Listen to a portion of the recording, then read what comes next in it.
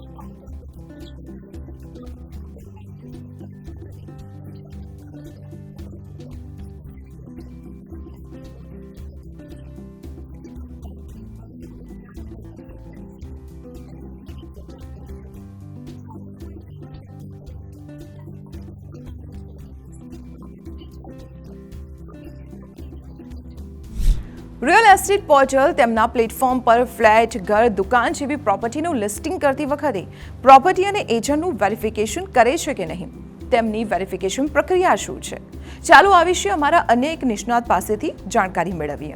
जितने real estate portals हैं, कोई भी खास documentation verify real estate agent की, इनफैक्ट ओनर की भी लिस्टिंग की नहीं करते हैं. बहुत सारे रियल एस्टेट पोर्टल्स पे प्राइमरी सेल्स से रिलेटेड जो बुकिंग के प्रोजेक्ट्स होते हैं उनसे रिलेटेड अगर प्रोजेक्ट लिस्टिंग या प्रोजेक्ट बैनर्स या रिलेटेड एडवर्टीजमेंट स्पेस कोई भी कंसल्टेंट्स लेते हैं, उससे रिलेटेड ये लोग उन एजेंट्स का रेरा नंबर जरूर लेते हैं.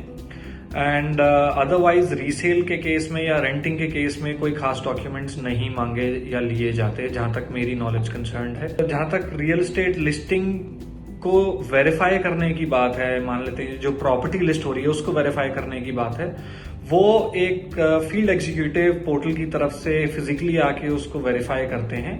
बस यही कुछ प्रोसेसेस हैं जो रियल एस्टेट पोर्टल्स फॉलो करते हैं.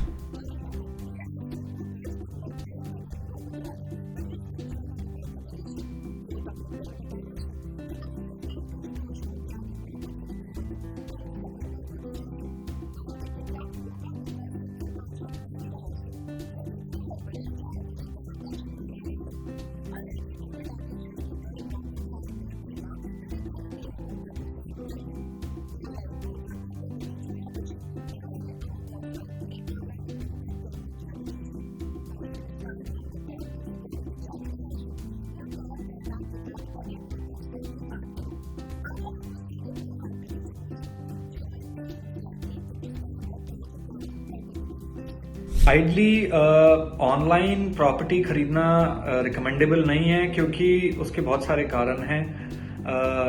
रिलायबिलिटी ऑफ प्राइस, बहुत सी लिस्टिंग्स पे प्राइस कम होता है, बहुत सी लिस्टिंग्स पे प्राइस ज़्यादा होता है. सेंस ऑफ ट्रस्ट नहीं है, क्योंकि आपको नहीं पता कि जिसने लिस्टिंग डाली है क्या वो एक्चुअल ओनर है या अगर रियल एस्टेट कंसल्टेंट की लिस्टिंग है. आपको कोई ऐसी प्रॉपर्टी ऑनलाइन समझ आती है जो आपके बजट में फिट बैठ रही है, लोकेशन में फिट बैठ रही है और आपको पसंद आ रही है, उस प्रॉपर्टी को आप फिजिकली जाके जरूर देखें कि जो फोटोज आपने देखी थी क्या वो एक्चुअल उसी प्रॉपर्टी की थी. टाइटल डॉक्यूमेंट्स देखिए, OCCC, फायर NOCs, सारे रिलेवेंट डॉक्यूमेंट्स देखिए. नो ड्यूज सर्टिफिकेट्स देखिए, अगर बैंक लोन था तो खत्म कर दिया है, और अगर बैंक लोन है तो उसकी पेमेंट्स टाइम पे हैं, कोई डिफॉल्ट तो नहीं है.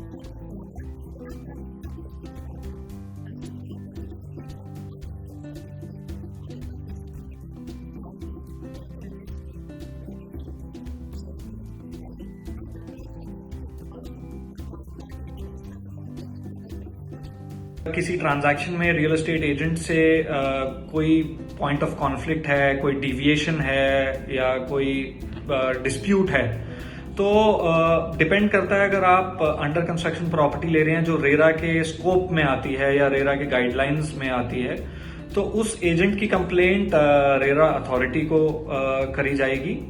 एंड अगर रीसेल का केस है जहां पे, या ऐसी कोई ट्रांजैक्शन है जहां पे रेरा का कोई स्कोप नहीं है, वहां पे आपका लोकल पुलिस स्टेशन इन्वॉल्व किया जा सकता है। स्पेशली अगर रीसेल ट्रांजैक्शन है तो बायर सेलर अग्रीमेंट जो होता है उसके बीच में आप रियल एस्टेट एजेंट का भी रोल डिफाइन करिए, उनकी ब्रोकरेज भी मेंशन करिए, ताकि कोई भी आगे चल के पॉइंट ऑफ कॉन्फ्लिक्ट या डिस्प्यूट ना रहे।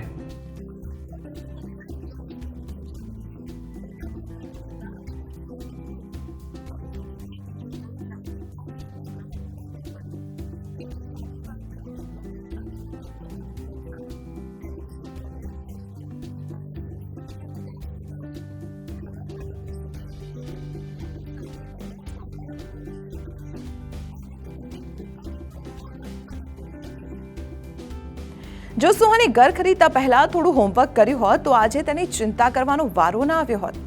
પ્રોપર્ટી પોર્ટલનું કામ માત્ર જાહેરાતો બતાવવાનું છે। આનો અર્થ એ છે કે દેખાડો કરવા ન જાઓ અને તમારું રિસર્ચ કરો। પોર્ટલ કોઈ લોકેશન પર ઘર શોધવા, તેની કિંમત જાણવા અને બીજા પ્રોજેક્ટ સાથે કિંમતોની સરખામણી કરવા સુધી ઠીક છે।